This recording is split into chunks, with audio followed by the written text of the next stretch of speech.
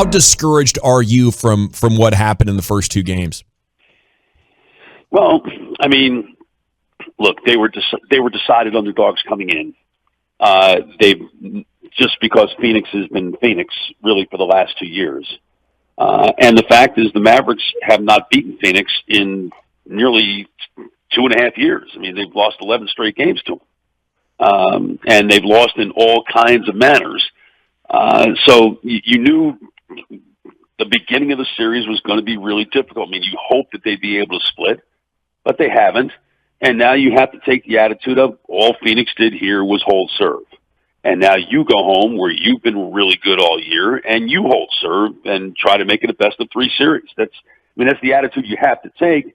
It's hard, I think, to get past the fact that Phoenix has played really almost perfectly for 2 games, especially on the offensive end. They haven't necessarily been great defensively, which is kind of interesting because they've been a great the top 5 defensive team all year long. But the Mavericks have actually shot the ball really well, and especially from 3. And normally, everybody says the first stat you look at is the 3-point shooting. Look at that, and I can tell you who won the game. Well, if you look at that box score in the first 2 games, look at the Mavericks and Phoenix, you'd be dead wrong because the Mavericks have won the 3-point battle. They've shot it really well, and they've gotten blown out twice, and that's pretty discouraging. Coop, other than kidnap Booker and Paul before game 3, I like that.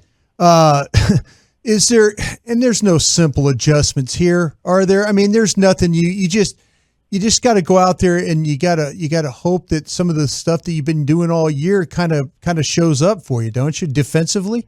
Yeah, there's not a lot that can be done. I mean, especially, and what even hurts even more last night is that DeAndre Ayton barely played. Yeah. He was in foul trouble. I mean, sure. He scored all 9 of his points in the first quarter, and that's been somewhat problematic as well, that just the way they started the game.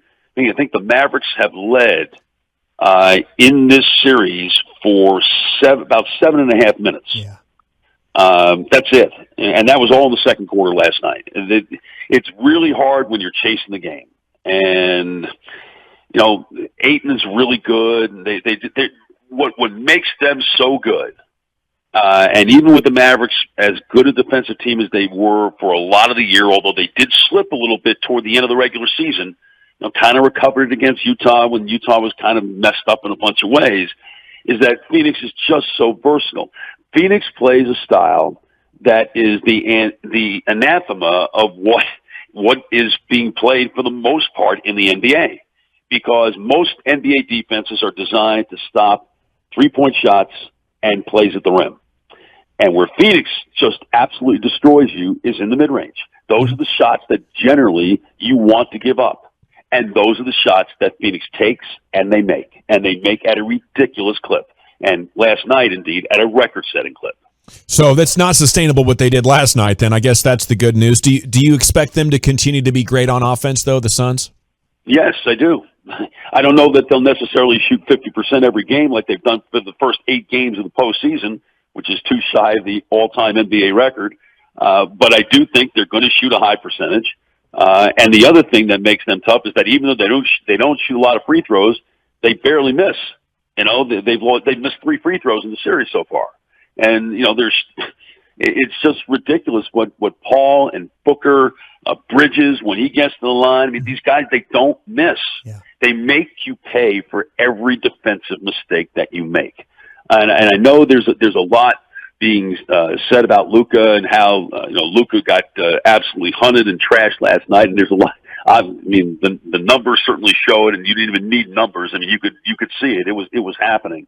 But I don't think that this necessarily should be a referendum on whether Luka is a bad defender or anything like that. He's clearly an improved defender from where he was and where he's been. And the fact that he has tried to buy in as much as he has allowed the Mavericks in many ways to have the year that they've had.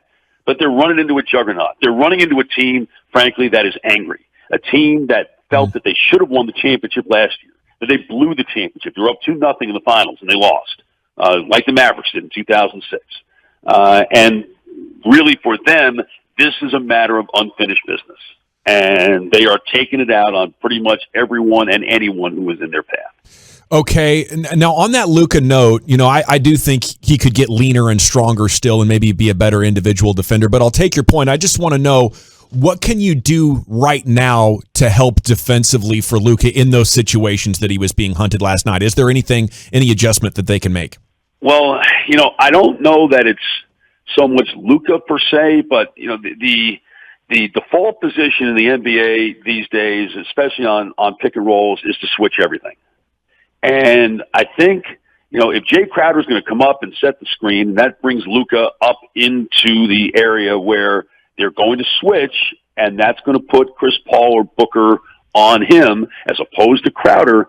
I think that means that whoever is guarding the ball handler has to try to fight over the screen as much as possible, or even go under the screen at times. I mean, depending on where they are on the floor when it happens.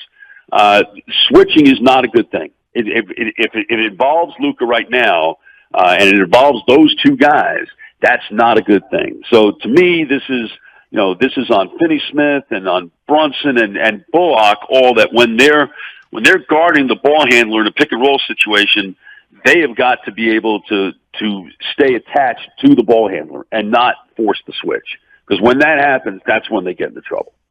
Chuck, is that like anticipation, or is that something that maybe, they've played him now a couple of games, that is it something you got a little bit of a feel that, you mentioned about staying with, it seems like to me that when the Suns do it, they stay with your guys, but with the Mavs, is that more of recognition, anticipation?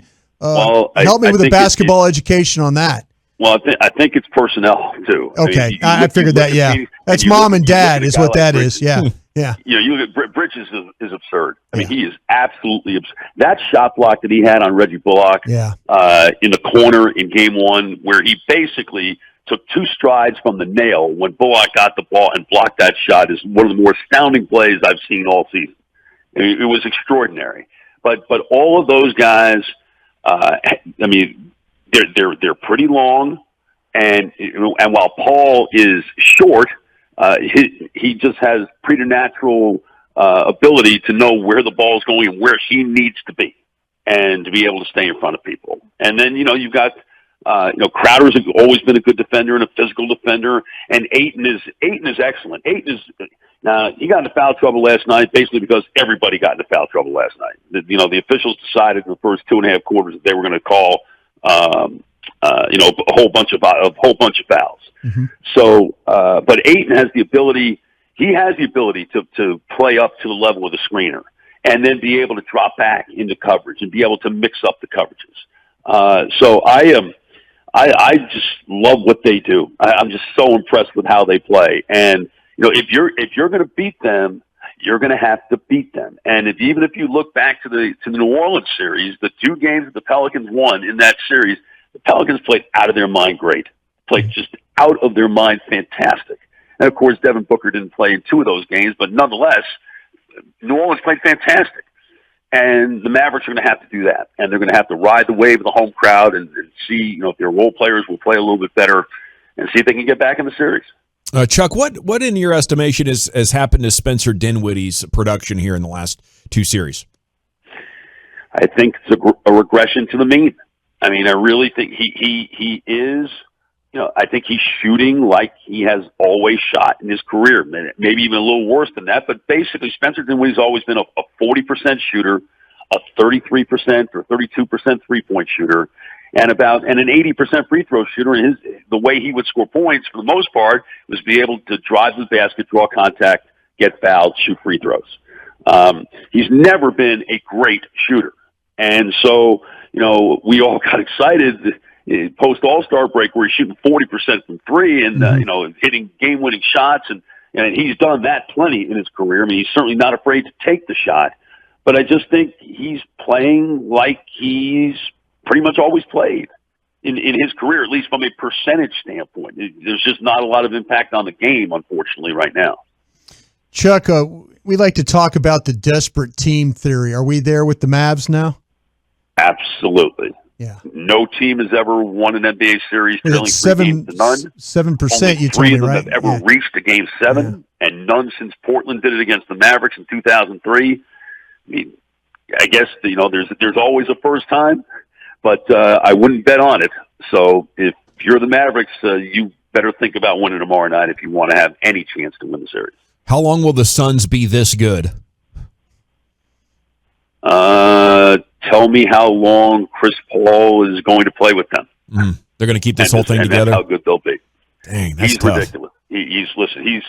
He plays point guard the way point guard should be played. I mean, and here's a number. You know, you look at to me, a point guard's responsibility. His first responsibility is to get his team in the offense and make sure that every time down the floor that his team gets a great shot, whether he takes it or somebody else takes it.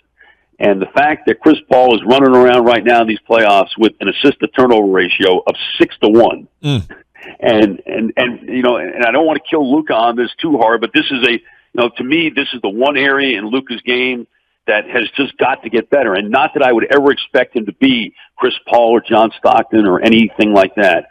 But when your assist-to-turnover ratio is 1.33 to 1, that's unacceptable. And that's where he is in the 5 playoff games that he's played. For all the points that he has scored, and yes, he has the ball in his hands more than anyone else. There were a couple of turnovers in game 1 that were definitely not his fault. He saw something that was there, absolutely there, and the intended receiver did not run the correct route, if you will. But you cannot have a 1.33 to 1 assist-to-turnover ratio from the guy that's handling the ball 40% of the time. Yeah, Chuck, it can't happen. That's to me at this point. Given that he's shooting his threes great, his free throw shooting is better. He's working hard on his defense. That to me, this is the last component for Luka to master if he is going to be that complete player that I think we all believe he certainly can be. Many people believe he is right now. Do that. Take care of the ball. Especially against the Phoenix team, when if you turn it over, and especially in a live ball situation, it's going the other way, and they're going to score. And so we'll see. I mean, that's the area where I think he's got to get better. And frankly, even though they had 17 last night, a lot of them were offensive fouls, but look, he's got to be better in that area, and they've got to be better as a team defensively because they're not going to give themselves any chance if they just can't get any stops. Chuck, before we let you go here real quick, do the Mavs need to get into their offense quicker? Absolutely. Okay. No question about it. Okay. It's not like Phoenix plays at a fast pace, but what they do quickly. They pass quickly, they cut quickly, they screen hard. I do think there have been several possessions in this series. And again, give credit to Bridges. I think Bridges makes it difficult, and maybe because of that, it makes it more important for Luka or Brunson or whoever is going to be the initiator of the offense to get something going faster instead of just bleeding time off the clock and then basically having about a 12-second possession as opposed to a full 24-second possession. So I think that's absolutely important to do that. Get the ball moving. There's just been too many times in the first couple of games, even as well as they've shot the three-pointer, they haven't shot their twos really well. They haven't been able to finish really well, and a lot of that has to do with the fact the ball's just not moving enough.